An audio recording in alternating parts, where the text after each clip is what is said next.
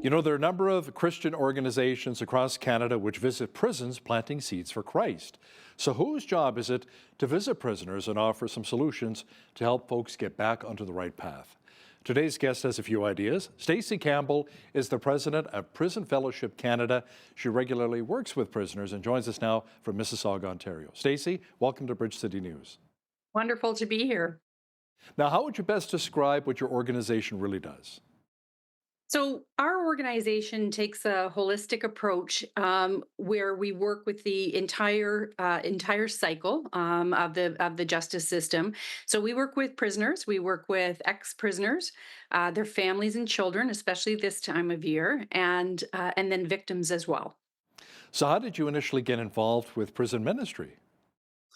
Actually, my story goes back a long time ago to when I was 15 years old, where I worked in an office that was giving free office space to Prison Fellowship, and that's where I connected with the organization to begin with. And little did I know that God was going to take that string and pick it up, and many years later, bring me into the organization. So I came in as a volunteer, and then just continued to see a number of opportunities where we could do things. And the board approached me and asked me if I'd come and join the organization, and I did, and I've never regretted it. So we'll get into the nuts and bolts of what you guys offer with your ministry in just a moment. But Stacey, did God really reach into your heart one day and say, you know, there's a real harvest opportunity here? For certain. For me, it was I was working in a company at the time, and actually it was my own company, and I was working there. But God just kept speaking to me about returning to school, actually. And I went back to seminary and did a degree in seminary, and it was there where God kept saying to me, what about taking this to prisoners? What about this theological thing I was working on, or whatever it was, and what about taking this to prisoners? And I really didn't. I was really kind of taken aback and not so interested in that. But it God just would not let up. And finally, I said, okay, I will go and I will volunteer for 1 year inside a prison, and I'll travel with a journey with a group of prisoners for 1 year, and that's what I offered, and God took that. And I will tell you quite honestly, after the first day that I was in, I knew that was it. I was gonna be here for a long time. So do you talk to both female and male inmates? Yeah, yeah. Adult male, adult female, and youth. I understand part of the journey is to learn about forgiveness. Tell me about how you really minister to a lot of prisoners. So, really, we have a really relational approach with prisoners, and finding out really just where prisoners where are they at, where did they come from, what's their story, not necessarily their crime story, but their life story. And that's really where we begin. I have a favorite passage. I like to take the Ecclesiastes passage that talks about a time to heal, a time to mourn, and it has this lovely cadence back and forth. And I like to read that with prisoners, and then just ask the question, what time is it? And that's a really great way to locate someone. When I came into the organization originally, I instituted the rule that every staff member would spend a half a day a week in the prison, and that way we wouldn't build lofty programs, but we'd really understand the people we were working with.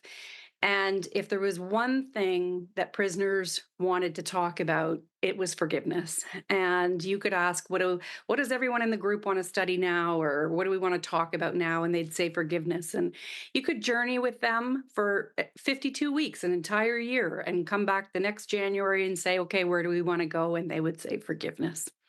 And so we built a curriculum. It's called the Forgiveness Journey, and it's a 10 week program that looks at forgiveness from all different biblical angles. And yeah, it's been a joy to minister with prisoners Do, with that. do you go to some of the maximum security facilities or somewhere medium? And the reason I'm asking that, do you talk to some of the hardcore criminals behind bars, those convicted of murder? Oh, for sure, yeah, absolutely. We're in the maximum units, the mental health units, the some of the forensic units, medium security, minimum security. Yep, absolutely. Yeah. Stacey, tell us a bit about your phone call program for prisoners. How does that really impact inmates' lives? I love this. So when COVID struck, it was just 2 weeks before COVID became serious enough that things were shutting down. And an organization called us and said, "Listen, we've got this phone line in the prison, and we're not using it. Would you like to have it? It takes years, and you've got to go through layers of government to get approved for it and whatnot. Very, very difficult to get." And I said, "Sure." And at the time, I thought I would take it for another program that we had where we could connect with prisoners before they left into our bridge care program, which is our aftercare program. So I took it for that reason. When the COVID shutdown happened very quickly, there started to be a mental health decline in the prison. And I had a chaplain reached out to me and said, "Hey, could we use that phone line with you guys, just so guys could call up and like have a 15 or 20 minute conversation. They're not able to get out. They're not able to have their visits. They're not able to interact with anyone else." And so very strategically, I didn't want to lose it for bridge care. So very strategically, I said, "No, you can't use that phone line. But if you'll approve another phone line, I'll build a program." So that was the fastest yes in history, and the phone line got approved, and then we put in a phone line that operates from 9 in the morning till 9 at night, 7 days a week. And I just had our statistics come in for the last year. So we took just over 5,000 phone calls last year, and for prayer and spiritual friendship, and it's been amazing. That does sound incredible. Now, we hear a lot of good things about restorative justice programs, Stacey. Prison Fellowship Canada offers this for current inmates along with ex-inmates. How does the process really work? So there's an interview process where we really look at timing. Shame is a very common experience for someone who's involved in the system, and shame brings a lot of denial and an inability to face some hard truths about what somebody has done. And so we meet and go through an interview process, and when we mutually can agree that the timing is right to go into a program like this, we offer a 4-month program. Our program is called the Sycamore Tree, and they go into the program, and we work through a variety of things. We talk about shame, we work through shame, we talk about victim empathy. We run an exercise where a great number of prisoners will say, "My victim just became a real person for the first time to me." Wow. And so we lead them to that place. We lead them back to the moment of their arrest, and allow them to process that. We talk about what crime is. I mean, it's a sin against God. It's a sin against the public, against rules that we need to abide to keep each other safe. It's a lot of things, but without the judgment, and with the safety.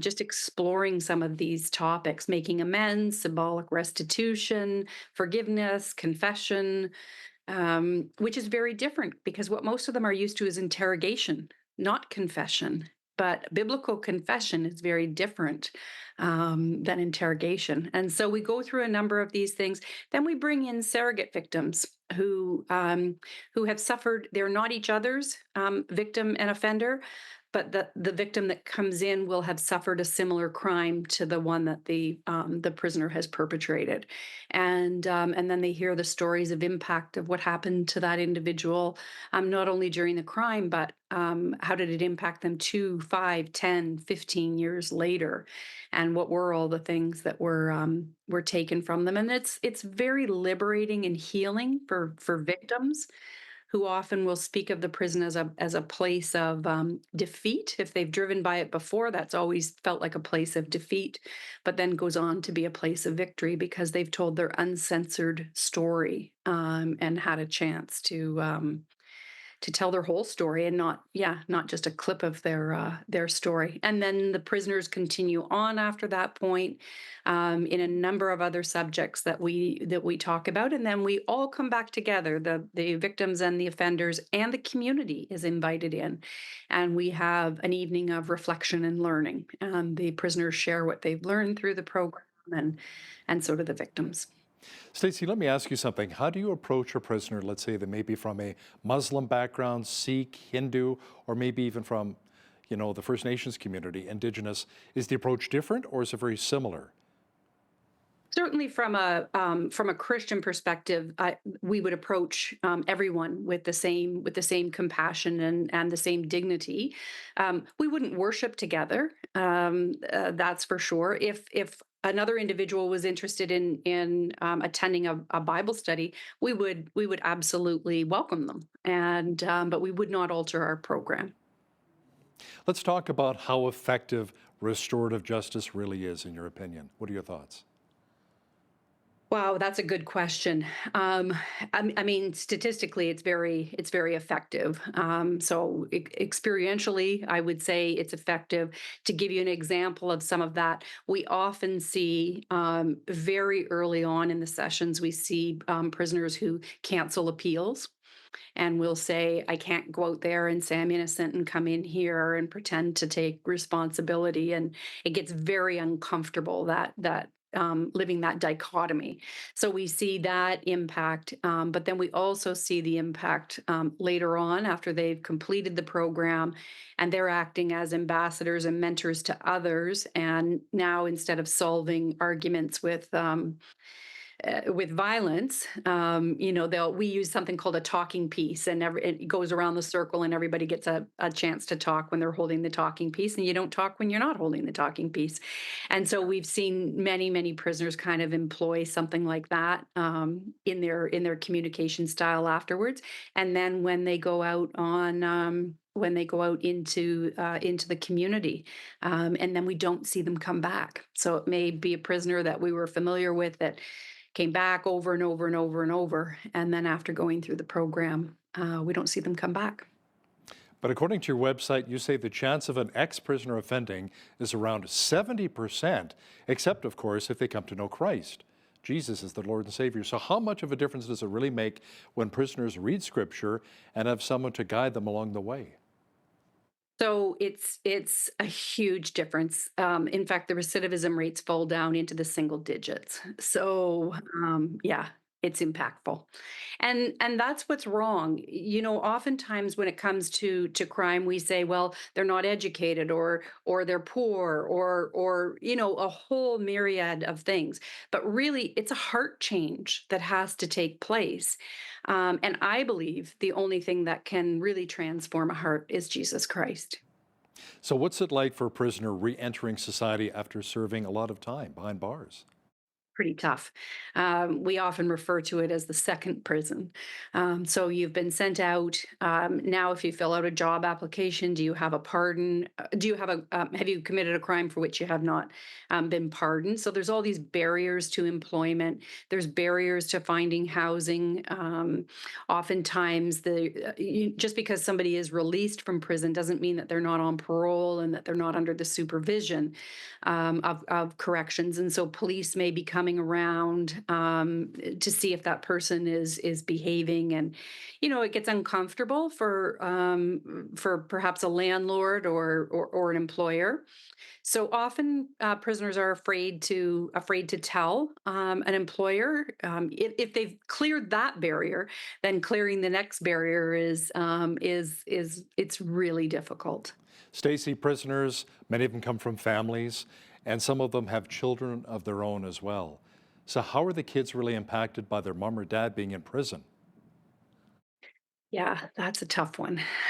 So we know that children with an incarcerated parent typically the first thing that happens is that if the family wasn't already in poverty, they go immediately into poverty because now one of the people that contribute revenue to the house is no longer doing so. So that comes with a lot of shame. We refer to the children of prisoners often as the unforgotten or the forgotten victims of crime. They're ashamed. They don't want to tell people at school, not as likely to initiate socially, start to decline academically, a whole host of things like that, unless there is an intervention, and that's where the local church can really play a great role, and that's where our Angel Tree program also comes into play. Stacey, we only have a few moments left here, but I want to ask you about a success story of a prisoner who was really restored and their life really changed after going through Prison Fellowship Canada and some of your programs.